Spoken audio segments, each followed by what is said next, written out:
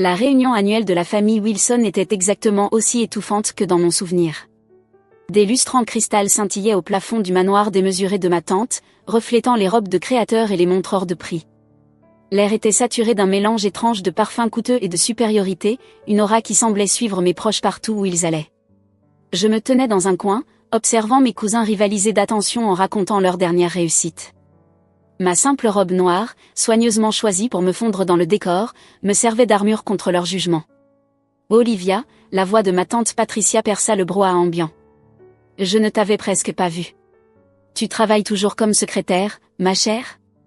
Je pris une petite gorgée de champagne, cachant mon sourire derrière mon verre. Assistante administrative, en réalité. Elle arqua un sourcil parfaitement épilé. Toujours dans cette petite boîte de conseil ? Comment s'appelait-elle déjà ? Summit Solutions, répondis-je calmement. Mon cousin Ethan, qui venait de devenir associé dans le cabinet d'avocat de son père, ne put s'empêcher d'intervenir. Allons, Liv.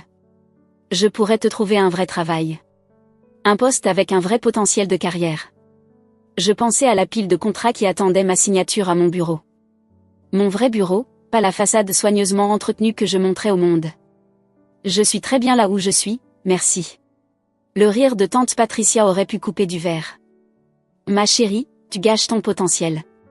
Tes cousins sont tous des cadres, des associés, de vrais hommes d'affaires, et toi, tu te contentes encore de trier des papiers pour quelqu'un d'autre. Si seulement ils savaient que ce quelqu'un d'autre, c'était moi. L'histoire de mon empire secret avait commencé il y a 10 ans, dans cette même maison. Fraîchement diplômée d'une école de commerce avec un MBA en poche et une idée révolutionnaire pour restructurer les entreprises en difficulté, j'étais convaincue que les vastes connexions de ma famille m'aideraient à lancer ma carrière. Au lieu de ça, ils avaient ri. Du conseil ? Mon oncle Robert avait ricané. Laisse ça au grand cabinet, ma fille. Rejoins l'entreprise familiale, commence au service courrier et progresse comme tout le monde. Tout le monde, bien sûr, signifiait mes cousins masculins. Dans la famille Wilson, la réussite était définie et contrôlée avec soin.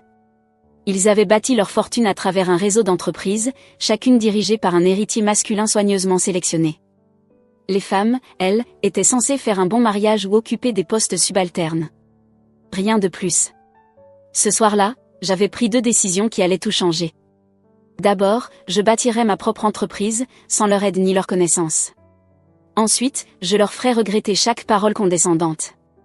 Summit Solutions avait vu le jour dans un minuscule bureau au-dessus d'un restaurant chinois. Mes économies suffisaient à peine pour payer le loyer, mais j'avais quelque chose de bien plus précieux que de l'argent. Je comprenais comment fonctionnaient les entreprises, pourquoi elles échouaient, surtout, comment les sauver. Mon premier client fut une petite entreprise manufacturière au bord de la faillite. Son propriétaire avait été rejeté par tous les grands cabinets de conseil de la ville.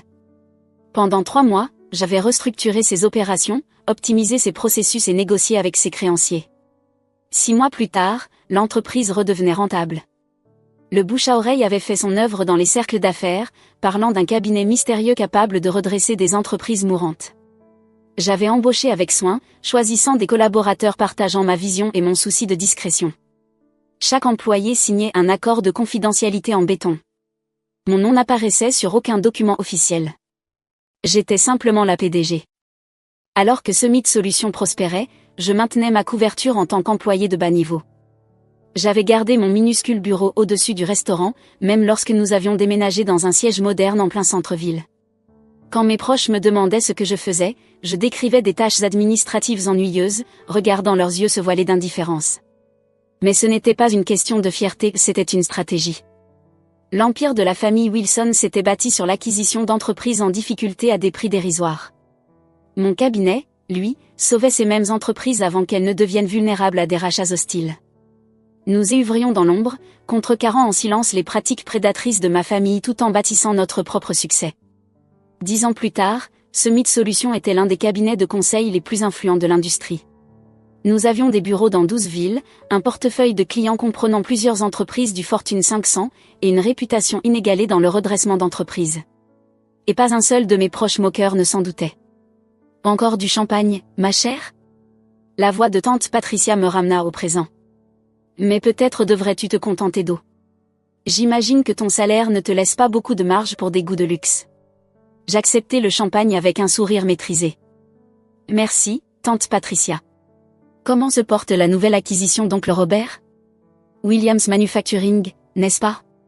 Son sourire vacilla légèrement. Il y a eu quelques complications.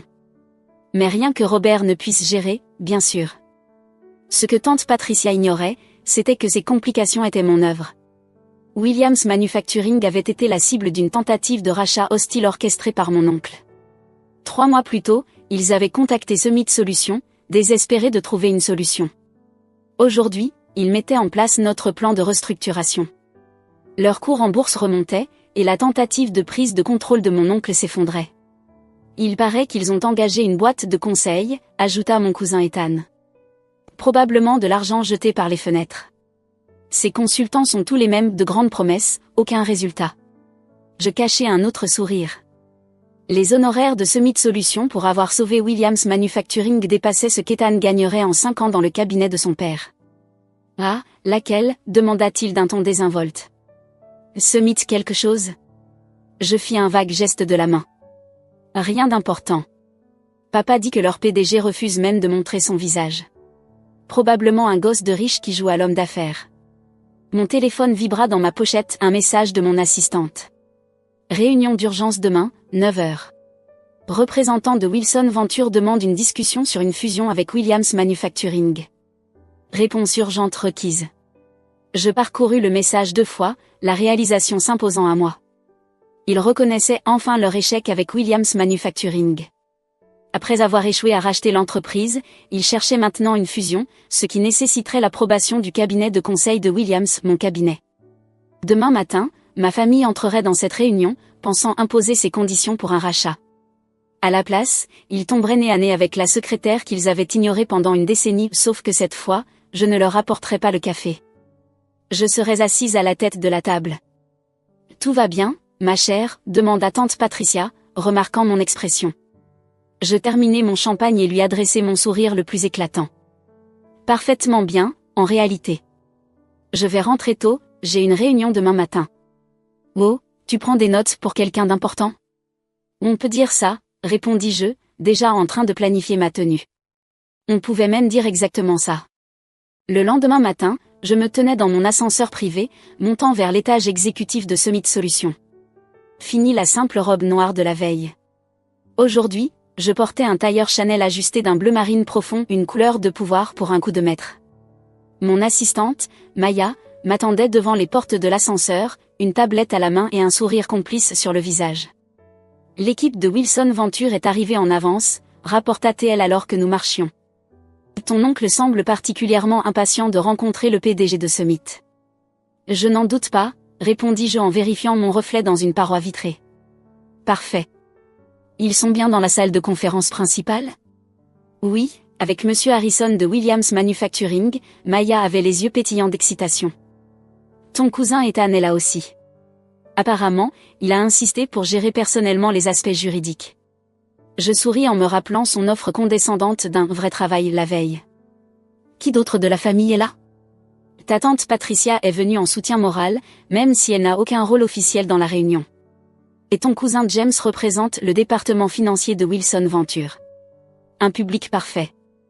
Je regardais ma montre de 8h57. Ils ont eu leur café? Ta tante s'est plainte qu'il n'y avait personne pour le leur servir, le sourire de Maya s'élargit. Je leur ai dit que l'assistante administrative allait bientôt arriver. Je faillis éclater de rire. Pendant 10 ans, j'avais joué le rôle du personnel invisible. Chaque fois que les membres de ma famille passaient au bureau, ils ne prêtaient jamais attention à la femme discrète qui leur apportait le café ou prenait leur manteau. Cela avait été la couverture parfaite. Donne-moi 2 minutes, dis-je. Puis apporte les contrats. Je pouvais entendre des voix à travers les lourdes portes de la salle de conférence, le ton autoritaire de mon oncle, le rire perçant de tante Patricia, les commentaires pleins d'assurance d'Ethan. Prenant une profonde inspiration, je poussai les portes et entrai. La conversation s'arrêta brusquement. Mon oncle était assis à une extrémité de la longue table, s'étant visiblement attribué la place du pouvoir. Ethan et James l'encadraient, tous deux vêtus de costumes hors de prix qui hurlaient l'argent familial. Tante Patricia était perchée non loin, examinant sa manucure avec un désintérêt étudié. De l'autre côté de la table, seul, se trouvait Monsieur Harrison de Williams Manufacturing, visiblement mal à l'aise. Finalement, tante Patricia soupira. Nous attendons notre café depuis, elle s'interrompit en me regardant vraiment pour la première fois. Olivia, mais qu'est-ce que tu portes? Et pourquoi n'apportes-tu pas le café?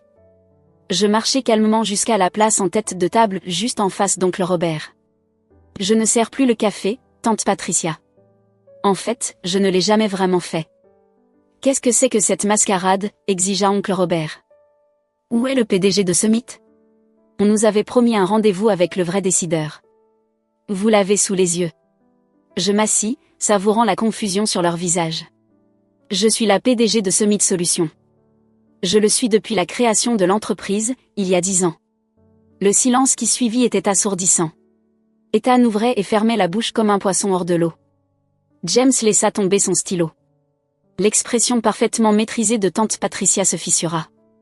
Oncle Robert fut le premier à se ressaisir, le visage empourpré. C'est absurde. Tu n'es qu'une secrétaire. Non, dis-je calmement. Ce n'était qu'une couverture. Une couverture très efficace, apparemment, puisqu'aucun d'entre vous n'a jamais regardé au-delà des apparences. Vous étiez tellement convaincu que je ne pouvais pas réussir que vous n'avez jamais remarqué que je l'étais déjà. Maya choisit ce moment pour entrer avec une pile de contrats. Elle les distribua efficacement, puis se tint debout derrière ma chaise. Ces documents, poursuivis-je, détaillent les conditions dans lesquelles Summit Solutions envisagera d'approuver la fusion entre Wilson Venture et Williams Manufacturing. Envisagera d'approuver, s'étrangla Ethan. Tu plaisantes? C'est une blague, n'est-ce pas? Une sorte de farce élaborée? Je sortis mon téléphone et projetai les derniers états financiers de Summit sur l'écran du mur. Summit Solutions gère actuellement plus de 122 milliards de dollars d'actifs pour ses clients. Nous avons un taux de réussite de 94% en restructuration d'entreprise, et notre approbation est requise pour toute modification majeure de la structure de Williams Manufacturing. Je souris à mes proches abasourdis. Cela ressemble-t-il à une blague? C'est impossible, murmura tante Patricia. Tu n'es rien. Tu as toujours été rien. C'est exactement ce que vous deviez penser, répondis-je en me tournant vers monsieur Harrison.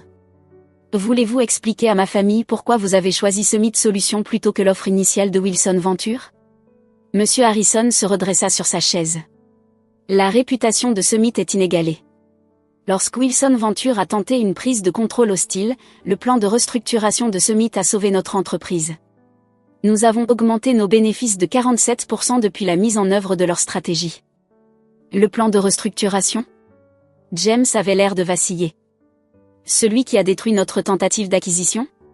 C'était toi, parmi d'autres? Les messages commencèrent à affluer presque immédiatement après la réunion. Tante Patricia, ma chérie, discutons de tout cela autour d'un déjeuner. Tu as toujours été ma nièce préférée. Ethan, allez, on plaisantait. La famille doit rester unie. James, tu ne peux pas nous faire ça. Nous sommes de la même famille. Je les ignorais tous, me concentrant plutôt sur les emails frénétiques des membres du conseil d'administration de Wilson Venture. Ils n'étaient pas stupides, ils voyaient bien dans quelle direction soufflait le vent. Avant midi, ils avaient convoqué une réunion d'urgence. À 3 heures, ils avaient voté en faveur des conditions de fusion imposées par Summit. Oncle Robert, comme on pouvait s'y attendre, ne se laissa pas faire sans un dernier éclat. Tu as trahi cette famille. Sa voix résonna dans mon bureau lorsqu'il fit irruption sans prévenir. Maya s'avança pour intervenir, mais je lui fis signe de ne pas bouger. Qu'il est son moment. En réalité, dis-je sans lever les yeux de mon ordinateur, j'ai appris de cette famille. N'est-ce pas exactement ce que vous nous avez enseigné? Saisir le pouvoir, éliminer la concurrence, ne jamais montrer de faiblesse. Nous t'avons tout donné, grogna-t-il. Cela me fit rire. Vous ne m'avez rien donné. Moins que rien. Vous m'avez appris que je ne serais jamais assez bien, que ma seule valeur résidait dans le fait de soutenir les hommes de la famille. Alors, j'ai construit quelque chose de mieux en vous trompant tous pendant une décennie. Je levai enfin les yeux vers lui. En vous laissant vous tromper vous-même. Vous avez vu exactement ce que vous vouliez voir, une femme discrète, sans ambition, qui connaissait sa place. C'était votre erreur. Pas la mienne. La rage sembla se dissiper de son visage. Soudainement, il s'affaissa dans une des chaises de visiteurs, paraissant plus vieux que je ne l'avais jamais vu. Pourquoi te révéler maintenant? Tu aurais pu continuer à opérer en secret. Parce qu'il était temps. Je refermai mon ordinateur. Williams Manufacturing n'est pas la seule entreprise que tu essaies d'acquérir. Il y a Thomson Electronics, Maritime Solutions, au moins 3 autres. Des entreprises avec de bons employés, des produits solides qui ont juste besoin d'être restructurés. J'en ai assez de te voir les détruire. C'est du business, protesta-t-il faiblement. Non, c'est de la cupidité. Et ça s'arrête maintenant. Je lui tendis un dossier. Voici les conditions finales de la fusion. Summit Solutions va acquérir une participation majoritaire dans Wilson Ventures. Nous allons restructurer l'entreprise pour nous concentrer sur la construction des sociétés, pas leur destruction. Tu peux rester en tant que consultant si tu acceptes la nouvelle orientation. Sinon, ton parachute doré est détaillé à la page 3. Il ouvrit le dossier d'une main tremblante. Tu as pensé à tout. J'ai appris des meilleurs, répondis-je sans chaleur. Mais pas de la manière dont tu l'espérais. Après son départ, Maya apporta une pile de journaux. La révélation de Summit faisait déjà les gros titres. Une PDG secrète révélée, comment une femme a bâti un empire de plusieurs milliards en secret. La famille Wilson sous le choc, l'histoire de réussite qu'ils n'ont jamais vu venir. Mon téléphone vibra à nouveau, cette fois avec un message qui comptait réellement. Ma mère, qui avait divorcé du frère d'oncle Robert des années auparavant et s'était éloignée de la toxicité des Wilson, m'avait simplement écrit une phrase. J'ai toujours su que tu leur montrerais. Les semaines suivantes furent un tourbillon de changements. Le conseil d'administration de Wilson Ventures adopta avec enthousiasme la nouvelle direction imposée par Summit. Leur action bondit de 40% après l'annonce de la fusion. Les entreprises qui craignaient le nom Wilson cherchaient désormais des partenariats. Les médias ne se lassaient pas de l'histoire.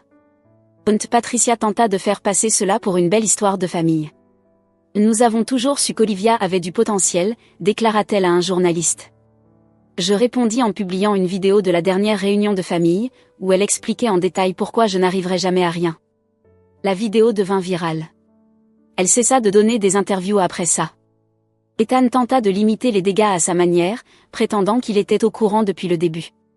Malheureusement pour lui, trop de témoins avaient vu son visage stupéfait dans la salle de conférence. Les autres clients de son cabinet d'avocats commencèrent à remettre en question son jugement. En moins d'1 mois, il fut discrètement invité à prendre un congé prolongé. James s'adapta le plus rapidement, me proposant un partenariat commercial seulement 2 semaines après la révélation. Nous pourrions dominer le marché ensemble, suggéra-t-il lors d'un déjeuner maladroit. L'alliance Wilson-Summit serait inarrêtable. Ce n'est pas la philosophie de Summit Solutions, lui répondis-je. Nous ne dominons pas, nous élevons. Les véritables changements vinrent dans des moments plus discrets. La jeune stagiaire qui me remercia en larmes de lui avoir prouvé que réussir ne nécessitait pas de compromettre ses principes. Les dirigeantes d'entreprises qui commencèrent à me contacter, partageant leurs propres histoires de sous-estimation. Les écoles de commerce qui m'invitèrent à parler de la construction d'un succès éthique dans un monde corrompu. 3 mois après la révélation, je me tenais sur scène pour recevoir le prix de l'innovation en affaires. En regardant l'audience, je vis ma mère assise au premier rang, rayonnante de fierté. Derrière elle, plusieurs de mes anciennes assistantes administratives, toutes des femmes qui avaient aidé à maintenir ma couverture tout en construisant leur propre carrière au sein de Summit. Le succès ne dépend pas de qui détient le plus de pouvoir, déclarai-je à la foule. Il dépend de la manière dont on utilise le pouvoir que l'on a. Pendant 10 ans, j'ai joué un rôle qui a poussé des personnes influentes à me sous-estimer.